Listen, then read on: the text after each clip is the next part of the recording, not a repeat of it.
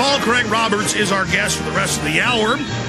Then I'll do something that the collectivist and big government criminals will certainly hate, like nails on a chalkboard. We're going to talk about George Washington some today. And get into Eco Spies with a new Apple iPhone application called Eco Snoop, spying on your neighbors and others. So that is coming up in the last hour. Okay, Dr. Paul Craig Roberts, a lot I want to talk about with the economy with him, top economist, listed by many major publications as in the top 10 economists in the world. I want to obviously pick your brain going into the new year about your perspectives, your view on that. Your last prediction, very, very accurate, that you thought the dollar would go back up in late December, early January. As the carry trade that's been reversed back into the U.S. was activated, that has happened. So we want to pick your brain on that. But you were talking about the Kafka-esque situation where American citizens are arrested and held, their lawyers are spied on, with no evidence, no charges, or no evidence to be charged. And this is the new precedent. You said you were reading one of Schultz and Eatson's books, and that it mirrors what's now happening. And I've talked to reporters from Eastern Europe, from Russia, and they say, look, we don't like communism and tyranny, and we know we're not perfect. But we were at the G20, and we saw women attacked with police dogs for coming out of stores with grocery sacks. We saw women knocked off their bikes at the university. We saw families hit with sound cannons in their neighborhoods. We saw your police, and this is really bad. What happened to you? Dr. Paul Craig Roberts, break it down. Well, Alex, my book, Tyranny of Good Intentions, documents how we've lost the protective features in law over time because various single interest groups had demonized some devil or the other, and they wanted to get that devil at all costs. And so if the law was in the way of civil liberty or the Constitution, they just overrode it. And then, of course, we had 9/11 and the war on terror, and the Bush-Cheney people used that to destroy what was left of the liberties. And we now have the situation we were talking about with this Fahad Hashmi, an American citizen, and he's being held in violation of all known American legal procedure of the Constitution, and nobody's doing anything about it. The bar associations are silent, the law schools are silent, the constitutional lawyers are silent. As far as I can tell, not even the ACLU is on this case. So we now have a situation where American citizens have no more rights and are treated exactly as people in the Stalinist system were treated. And one of the points that Chris Hedges makes, he says that it's obvious that this treatment will not be reserved for the state of alleged terrorists or even for Muslims, because it's going to be applied to everybody. Anyone who comes across as disruptive or subversive or a critic of the system or the government is going to be treated this way. And that's, of course, exactly what happened in Stalinist Russia. And Hedges says, he reports, that already radical activist types in the environmental movement, the anti-globalization movement, the anti-nuclear movement, into the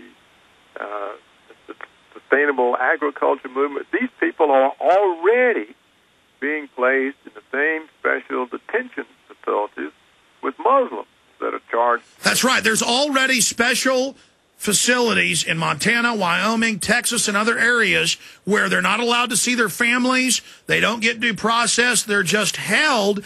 And it's admitted that they're torturing these people now. And this is the real operation, not the distraction that's Abu Ghraib. And we have the constitutional lawyer Obama caught red-handed expanding rendition and secret arrest in black sites all over Eastern Europe, the Middle East, and Central Asia. So it's just so hard to believe this is going on, much less not getting more attention. And then we have the MIAC and Homeland Security reports when really this whole system's being set up for libertarians, conservatives, anti-Federal Reserve people, gun owners, returning vets. And so just like Hitler, they're beta testing it on a group it's popular to strip the rights of, Muslims. But really it's designed for everybody. Right, that's exactly it. And the people just don't don't realize that. You know, in Stalinist Russia, no one was safe, not even the highest members of the party itself, and not even the heads of the secret police. No one was safe. No one had any rights. Anybody could be picked up and just simply disappear and subjected to the most horrible treatment. I mean, it's just unbelievable how people were treated and are being treated here now. So I think this is the most serious thing that we face. And the fact that the courts accept it. For example, recently the Supreme Court rejected one of the Guantanamo torture cases. This was reported by Reuters earlier this month, around the middle of the month, and they were 4 British citizens who were tortured in Guantanamo, and the Supreme Court just simply rejected the appeal out of hand. There's another recent case that, and you know, Andy Worthington is good. He reports a lot of these. He reported another one where a federal district judge, Thomas Hogan, had just simply dismissed the case of a 28-year-old Yemeni who and said he could be held indefinitely because of his alleged connection with Al-Qaeda. So we see that the federal judges have acquiesced. Actually, in Nazi Germany, the judges stood up to the government a lot longer. In fact, Hitler had to set up a second court system to bypass German law. Well, here we don't even have to do that. The federal judges just fall in with it, and apparently even the Supreme Court. So it looks like the rights of Americans are simply gone, and yet we still have all this verbiage and vocabulary of democracy, freedom. And we know the Patriot Act is used thousands of times a year per state in non-terror-related cases. Right. I have a ABC News where they announce, in Texas, they take blood at checkpoints without warrants. And they just announce it and let you know, you are a slave. Sit down and take it. That's it. I'm afraid that's it. And the Americans just don't seem to catch on. They just don't seem to be able to see their country is. Well, that's like CPS and the family courts taking people's children without due process. They just do what they want. That's right. I don't think there are any people anywhere that are less protected than the American people. The law no longer protects an American in his own country. And I think that we try to make a big deal out of human rights in China. But I actually think they get better treatment than we do. They certainly have a much smaller percentage of their people in prison. Well, I'm no fan of Iran. I mean, most government becomes corrupt, but the Founding Fathers knew that. But they're not taking over my life, and it shows police bumping people with cars. I was in New York in 2004 and watched the police running over people with cars, horses, and mopeds. You know, they kill people at the Red Sox game.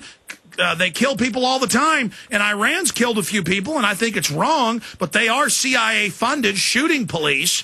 But how can our media schizophrenically say Iran bad, but America good when they do it? I guess it's just the hubris and stupidity of our population. They're like the people in 1984. You know, they're all Big Brother tells them something, and they just believe it.